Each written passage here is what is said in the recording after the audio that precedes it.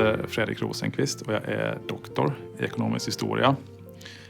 För att förstå och kunna skapa hållbara konsumtions- och produktionsmönster så måste vi begripa oss på de här väldigt komplexa värdekedjorna och handelsströmmarna och sånt.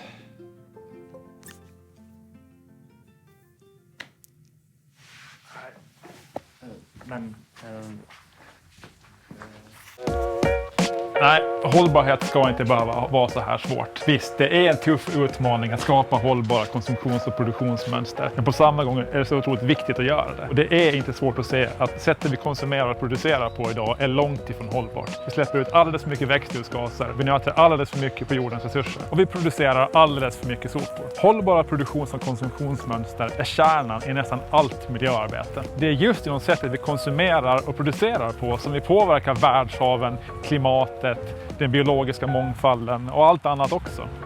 Därför är det så roligt, så viktigt, så bra att Åland är det perfekta stället att skapa den här typen av hållbarhet på. För det finns få andra platser i världen där det finns så stora möjligheter att leva ett hållbart liv på. Vi måste bygga mer i trä, heter det, för att betong, stål, plast sabbar vår planet. Men tur då att vårt åländska öträ är både robust och tätvuxet och att vi ålänningar byggt saker i trä längre än någon orkar minnas. Återbruka måste vi också göra. Tur då att vi ålänningar har svart bälte i att köpa och sälja begagnade saker på Facebook. Och att vi älskar vårt Emmaus och våra loppisar där vi kan handla på second hand.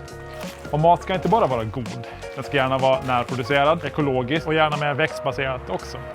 Tur då att det odlas så mycket mat på Åland och att våra hav är fulla med fisk. Inte minst om vi kan tänka oss äta både abborre, braxen och mört. Att tillverka saker med händerna och av hållbara material är vi också riktiga fänor på. Och är det inte lite coolt att när vi ålänningar vill gå på bal och klä oss riktigt fint så gör vi det i lokala kollektioner som är tillverkade av gamla gardiner. Och när det gäller att omvandla sopor till resurser blir det faktiskt bara bättre och bättre. Gammal ost, potatisskal och kobajs så blir det till ren bioenergi.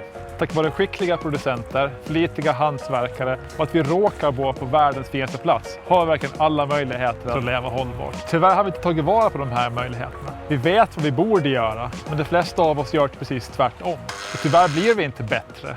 Utan i de flesta fall bara sämre för varje år som går. Vi äter fel, vi slänger för mycket mat och vi shoppar saker som inte håller. Vi flyger jorden runt, vi kör bil som aldrig förr och vi omringar oss själva med plast. Men egentligen behövs det bara små förändringar i vårt sätt att leva.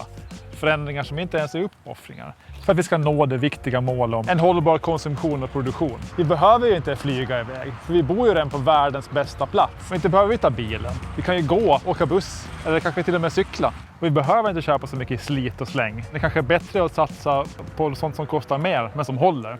Och vi behöver inte köpa så mycket nytt när det finns så mycket gammalt som duger. Vi behöver inte så mycket plast i våra liv.